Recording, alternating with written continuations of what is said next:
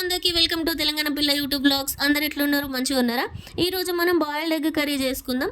నార్మల్గా egg curry ఎవరైనా చేస్తారు, కానీ కొంచెం డిఫరెంట్గా ట్రై చేస్తేనే కదా ఆ మజాయే వేరుంటుంది. అయితే ఈ రెసిపీ నేను మా హస్బెండ్ దగ్గర కాపీ కొట్టిన. ఒకసారి బయట తిన్నడతాను ఎగ్ కర్రీ బాగుంది, ఇట్లా ట్రై చేసుకోవచ్చు కదా అని నాకు చెప్పినాడు. సో అప్పటి నుండి ఇక రెసిపీ ట్రై చేసినాం. ఒకసారి ట్రై చేస్తే బాగా వచ్చింది, మంచిగా ఉంది, టేస్ట్ కూడా మంచిగా ఉంది. అప్పటి నుండి ఇంకా ఇదే రెసిపీ ఫాలో అయిపోతున్నాం. ఎప్పుడు బాయిల్డ్ ఎగ్ కర్రీ చేసుకోవాలనుకున్నా కూడా ఇట్లనే ట్రై చేస్తాం, ఇట్లనే చేసేస్తాం. మంచిగా ఉంటుంది, బాగుంది టేస్ట్. ఇప్పటికి చాలాసార్లు చేసినాం మేము ఈ రెసిపీ. అయితే బయట తినడం కంటే ఇంట్లో చేసుకొని తింటే మంచి సాటిస్ఫాక్షన్ అనిపిస్తుంది కదా, అండ్ హెల్త్కి కూడా మంచిది. బయట ఏంటంటే మనకు వాళ్ళు ఎట్లా చేస్తారు, అంత నీట్గా చేస్తారా చేయరా అనేది ఉంటుంది. మళ్ళీ ఆయిల్ అనేది రిపీటెడ్గా వాడుతూనే ఉంటారు.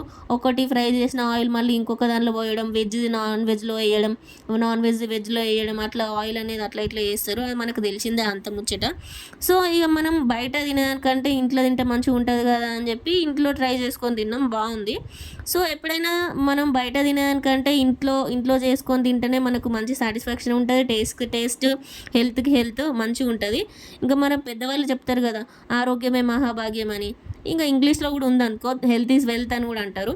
సో అట్లా మనం బయట తినేదానికంటే ఇంట్లో చేసుకొని తింటే మంచిగా అనిపిస్తుంది. అండ్ హెల్త్, టేస్ట్కి టేస్ట్ మంచిగా ఉంటుంది. సో మనం బయట తిని హెల్త్ పాడు చేసుకునే దానికంటే ఇంట్లో మనకి నచ్చినట్లుగా ఇష్టమైన రెసిపీస్ చేసుకొని ఆరోగ్యంగా ఉండడమే కదా మనకు కావాల్సింది, అదే కదా మంచిది. సో బయట తిని హాస్పిటల్లో పెట్టే ఖర్చు కంటే మంచిగా ఇంట్లోనే చేసుకొని తింటే బాగుంటుంది కదా. అంటే బయట తినడం మొత్తానికే తినొద్దు అని అట్లేం ఉండదు, తినొచ్చు. బట్ ఎప్పుడో ఒకసారి టైం వీలు కానప్పుడు తింటే ఓకే, పర్లేదు అనిపిస్తుంది. ఎప్పుడో ఒకసారి మనకి టైం లేనప్పుడు అలా తింటే సర్లే పర్లేదులే అని అనిపిస్తుంది ఎప్పుడో ఒకసారి. అలా అని బయట ఊకే తింటే మంచిది కాదు కదా. సో ఇది నా అభిప్రాయం. మీకు కూడా నిజమే అనిపిస్తే ఒక లైక్ చేయండి, షేర్ చేయండి. ఇప్పటిదాకా సబ్స్క్రైబ్ చేయని వాళ్ళు మన ఛానల్ని సబ్స్క్రైబ్ చేయండి. And thank you for watching this video. మన ఛానల్ని సబ్స్క్రైబ్ చేయని వాళ్ళు సబ్స్క్రైబ్ చేయండి. అండ్ స్కిప్ చేయకుండా వీడియో మాత్రం ఫుల్గా చూడండి. రెసిపీ నచ్చిన వాళ్ళు లైక్ చేయండి.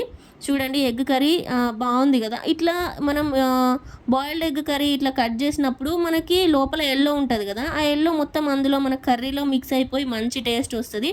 ఒకవేళ మీ దగ్గర ఫ్రెష్ క్రీమ్ కూడా ఉంటే ఫ్రెష్ క్రీమ్ కూడా యాడ్ చేసుకోరు, బాగానే ఉంటుంది. ఇఫ్ పెరుగు ఉంటే పెరుగు కూడా యాడ్ చేసుకోవచ్చు, టేస్ట్ ఇంకా మస్తు ఉంటుంది.